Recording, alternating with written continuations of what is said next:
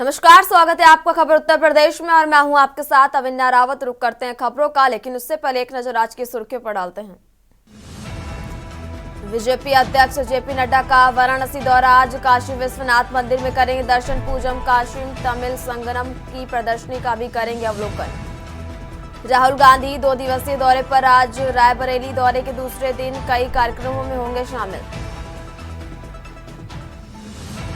लखनऊ में 3700 रेलवे कर्मचारी हड़ताल पर। लोको पायलट गार्ड भी शामिल। बोले महाकुंभ की वजह से लगातार कराई जा रही है ड्यूटी। सांसद राकेश राठौर की जमानत पर सुनवाई टली। अब जमानत याचिका पर 24 फरवरी को होगी सुनवाई। 29 जनवरी को अग्रिम जमानत याचिका हुई थी खारिज। लखनऊ में 7 अंडरग्राउंड 5 एलिवेटेड मेट्रो बनेंगे स्टेशन। वसंत कुंज में बनेगा मेट्रो डिपो। तेज होगा सर्वे।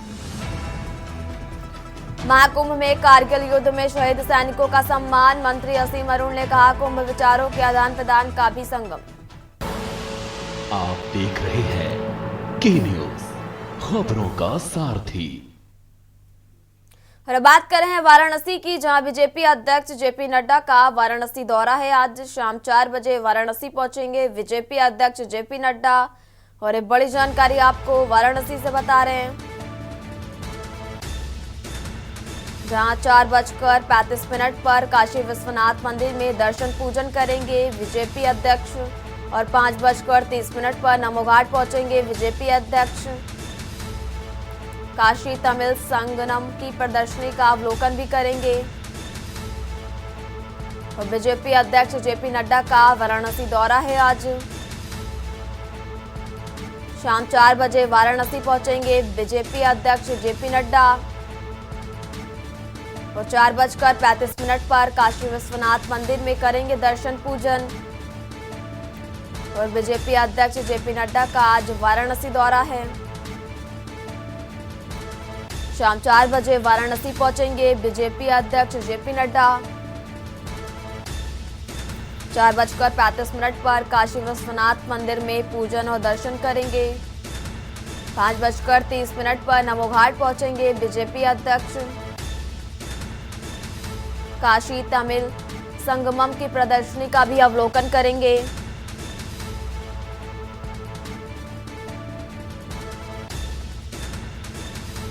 शाम 4 बजे वाराणसी पहुंचेंगे बीजेपी अध्यक्ष जेपी नड्डा।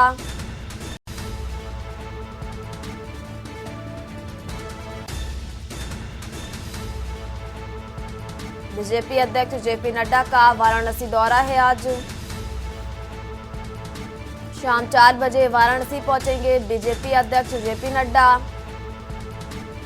4:35 पर काशी विश्वनाथ मंदिर में दर्शन पूजन करेंगे।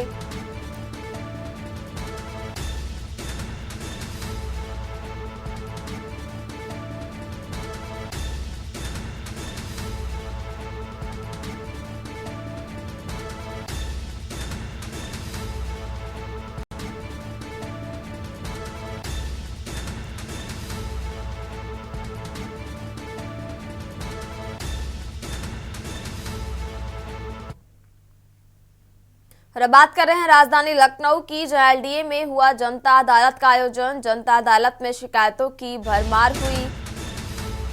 और खबर आपको लखनऊ से बता रहे, जो एलडीए में हुआ जनता अदालत का।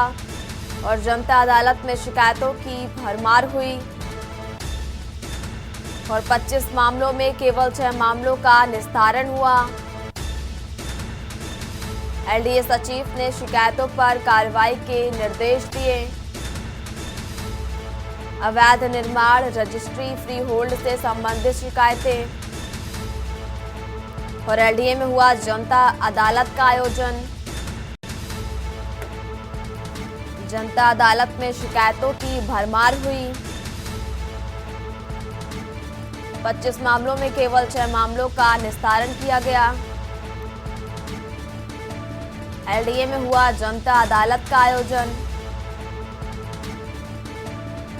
जनता अदालत में शिकायतों की भरमार हुई। 25 मामलों में केवल 6 मामलों का निस्तारण किया गया।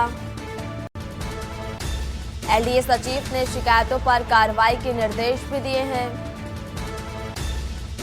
अवैध निर्माण रजिस्ट्री फ्री होल्ड से संबंधित शिकायतें। एलडीए में हुआ जनता अदालत का आयोजन। जनता अदालत में शिकायतों की भरमार हुई।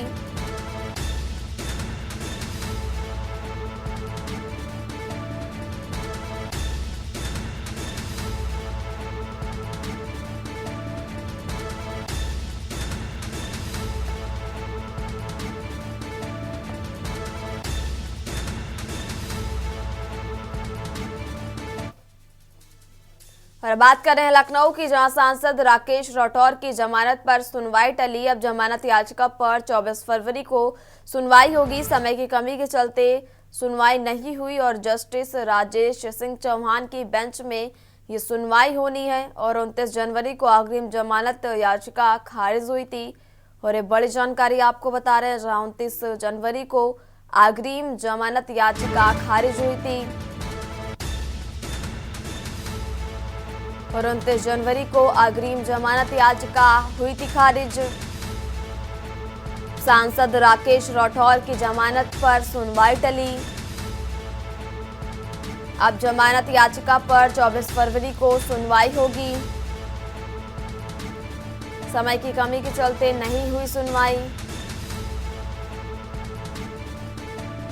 सांसद राकेश राठौर की जमानत पर सुनवाई टली। अब जमानत याचिका पर 24 फरवरी को होगी सुनवाई। समय की कमी के चलते नहीं हुई सुनवाई। जस्टिस राजेश सिंह चौहान की बेंच में सुनवाई हुई। 29 जनवरी को अग्रिम जमानत याचिका पर हुई थी खारिज। सांसद राकेश राठौर की जमानत पर सुनवाई टली। अब जमानत याचिका पर 24 फरवरी को होगी सुनवाई। समय की कमी के चलते नहीं हुई सुनवाई। सांसद राकेश राठौर की जमानत पर सुनवाई टली।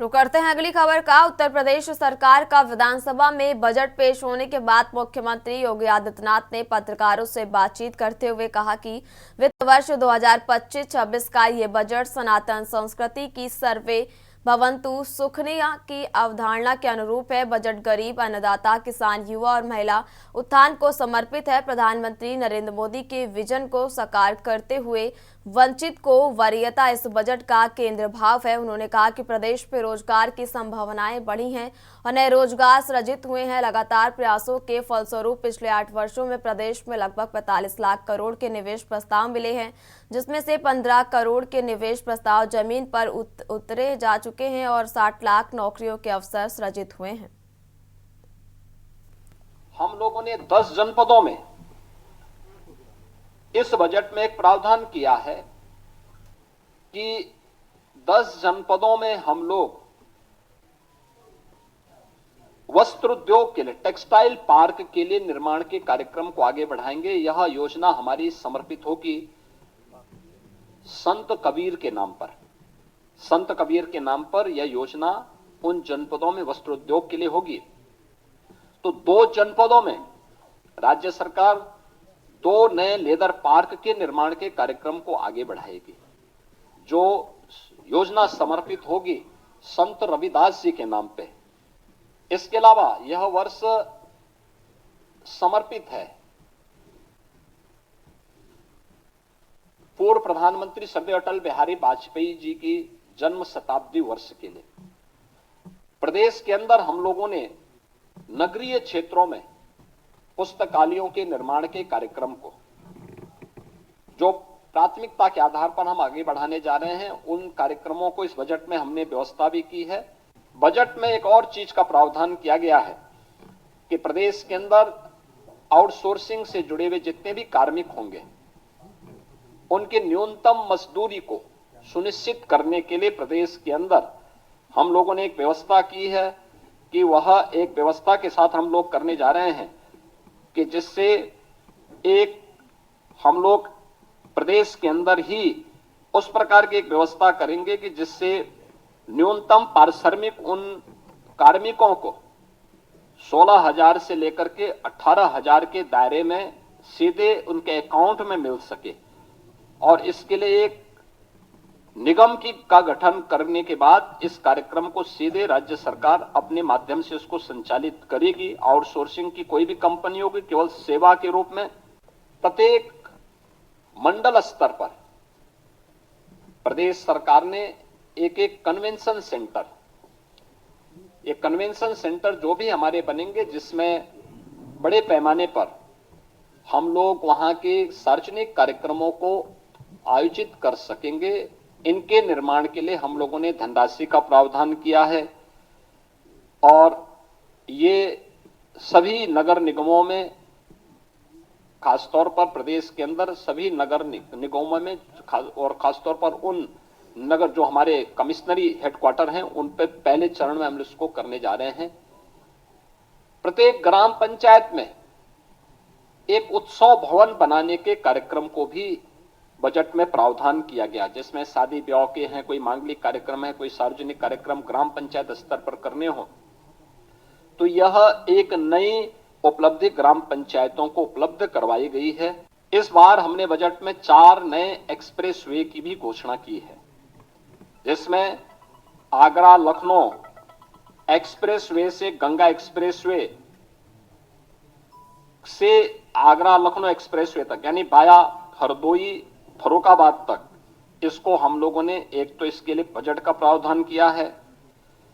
दूसरा, गंगा एक्सप्रेस वे को प्रयागराज से मिर्जापुर, वाराणसी, चंदौली और पूर्वांचल एक्सप्रेस वे के साथ जोड़ते हुए फिर पूर्वांचल एक्सप्रेस वे को इसी मार्ग से ले जाते हुए शक्तिनगर सोनभद्र तक जोड़ने के लिए भी एक घोषणा इसके साथ हम लोगों ने की है, जिसमें विंध्य एक्सप्रेस वे के रूप में हम इसको जोड़ने जा रहे हैं। गंगा एक्सप्रेस वे को मेरठ से हरिद्वार तक जोड़ने के लिए भी हम लोगों ने इसमें आज के इस बजट में इसके लिए धनराशि की व्यवस्था की है। और गंगा एक्सप्रेस वे को ही हम लोगों ने बुंदेलखंड एक्सप्रेस वे के साथ जोड़ने के लिए भी धनराशि की व्यवस्था आज के इस बजट में प्रस्तावित की है। मुख्यमंत्री युवा उद्यमी विकास अभियान, यह एक बड़ी योजना है और मुझे बताते हुए प्रसन्नता है कि अभी हाल ही में उत्तर प्रदेश स्थापना दिवस के अवसर पर हम लोगों ने इसको लॉन्च की थी। अभी 1 महीना भी इसका पूरा नहीं हुआ कि योजना की प्रगति और प्रोग्रेस से आप जान सकते हैं कि अभी 98,000 से अधिक युवाओं ने इसमें आवेदन किया है। 76,000 आवेदन बैंकों को प्रेषित किए जा चुके हैं। 16,000 मामलों में ऋण स्वीकृत हो चुके हैं। 6,000 ऋण वितरित भी किए जा चुके हैं। और आगामी वर्ष के लिए हम लोगों ने फिर से 1 लाख ऐसे युवा उद्यमी के लिए भी धनराशि की व्यवस्था राज्य के बजट में की है।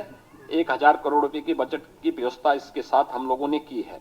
युवाओं के लिए हम लोगों ने एक व्यवस्था की है और इसमें शिक्षा है, रोजगार है, उद्यमता में सरकार की प्राथमिकता को आगे बढ़ाते हुए प्रदेश के हर जनपद में हम लोगों के द्वारा एक प्रावधान किया जा रहा है कि हर जनपद में हम एक डिस्ट्रिक्ट इकोनॉमिक जोन बना सकें, जो एक एम्प्लॉयमेंट जोन के रूप में कर सके। और ये एम्प्लॉयमेंट जोन भारत के अखंड भारत के शिल्पी लौह पुरुष सरदार वल्लभ भाई पटेल के रूप में जाने जाएंगे, जो प्रदेश के युवाओं को उन्हीं के क्षेत्रों में वहीं पे रोजगार के साथ जोड़ने में भूमिका, और ये अलग अलग प्रकार के होंगे, खासतौर पर अलग अलग प्रकार के कार्यक्रमों के साथ जुड़ेंगे। और उत्तर प्रदेश की खबरों में फिलहाल यहां रुकेंगे, एक छोटे से ब्रेक के लिए जल्द हाजिर होंगे।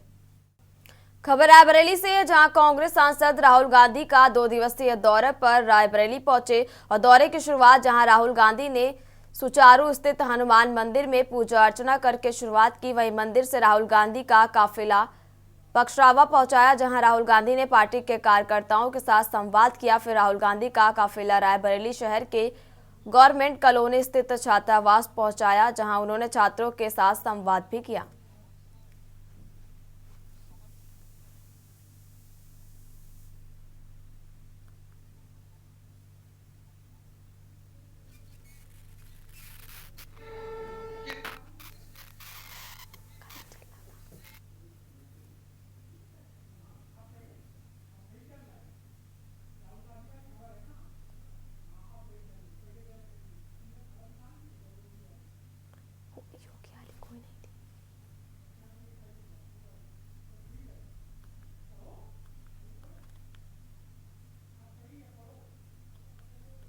और छात्रों से संवाद के बाद राहुल गांधी का काफिला जगतपुर ब्लॉक के शंकरपुर पहुंचा, जहां राहुल गांधी ने स्वतंत्रता संग्राम सेनानी की कुलदेवी मंदिर में पूजा अर्चना की और राणा बेनी माधव बख्श सिंह की भव्य प्रतिमा का अनावरण किया। फिर एक जनसभा को संबोधित किया और जनसभा को संबोधित करते हुए राहुल गांधी ने जहां केंद्र व प्रदेश सरकार पर हमला बोला, वहीं मीडिया को भी निशाने पर लिया और कहा कि मीडिया मेरा साथ नहीं दे रही है।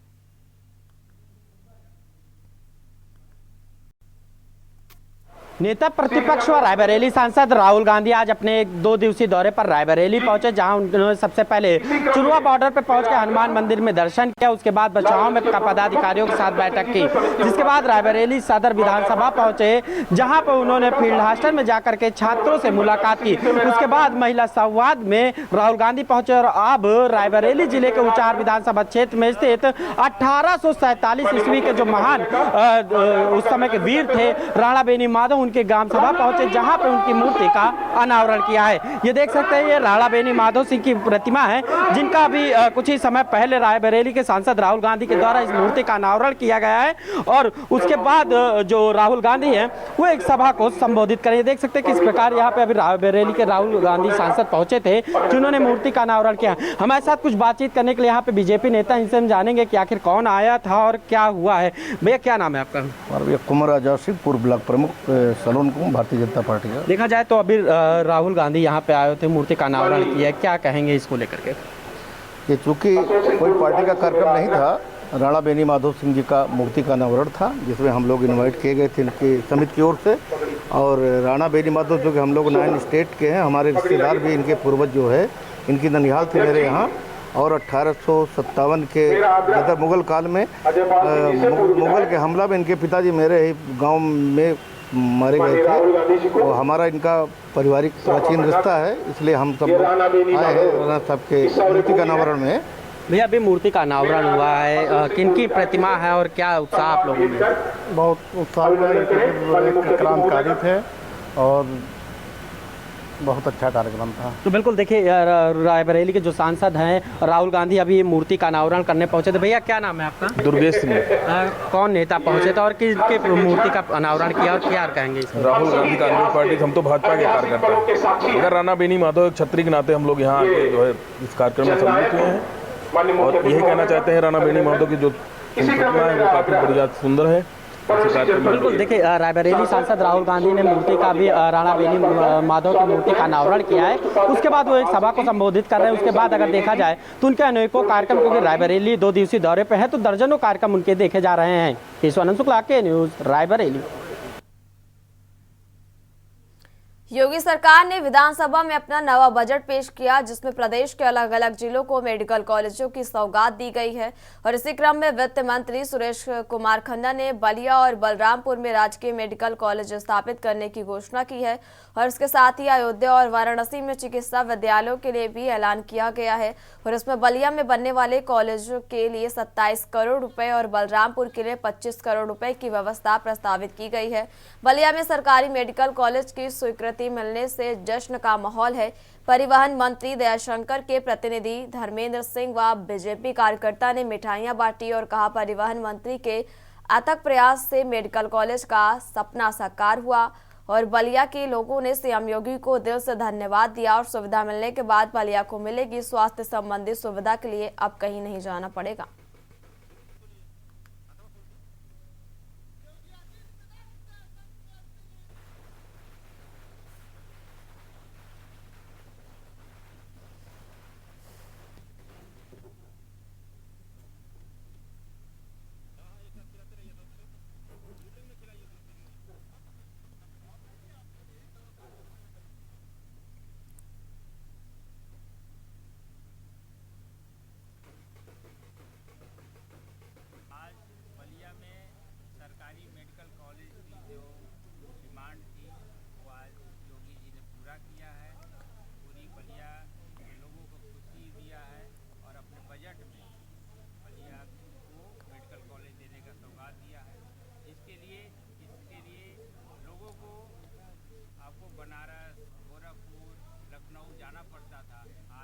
सारे चिकित्सा व्यवस्था आज बलिया में सरकारी मेडिकल कॉलेज की जो डिमांड थी वो आज योगी जी ने पूरा किया है।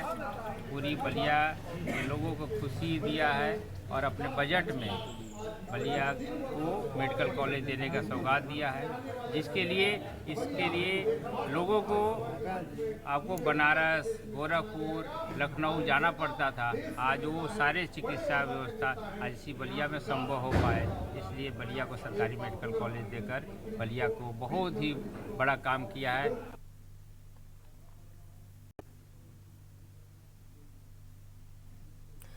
बढ़ते हैं अगली खबर की ओर। संभल जिला बीते साल के आखिर में काफी चर्चा में रहा था। नवंबर महीने में यहां स्थित शाही जामा मस्जिद के सर्वे के दौरान हिंसा फैल गई थी, जिसमें कई लोगों की मौत हो गई थी और बड़ी संख्या में लोग घायल भी हुए थे और पुलिस ने कड़ी कार्रवाई करते हुए संभल हिंसा में लिप्त कई आरोपियों को गिरफ्तार भी किया गया है।